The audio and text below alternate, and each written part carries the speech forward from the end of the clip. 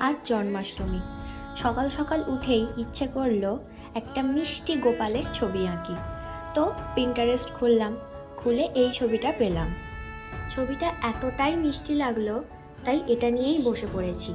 আজকে কাজ করব ব্রাস্টর কালার পেন্সিল দিয়ে। আমার যে রং লাগবে সেই রঙগুলো আমি নিয়ে নিয়েছি। এইবারে অল্প অল্প করে প্রত্যেকটা ডিটেল করা শুরু করেছি। খুব ভালো লাগছিল কাজটা করতে।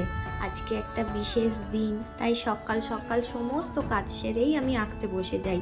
মনে মনে ইচ্ছে ছিল জন্মাষ্টমী উপলক্ষে কিছু আঁকবো, কিন্তু সময়ের অভাবে বসা হয়নি।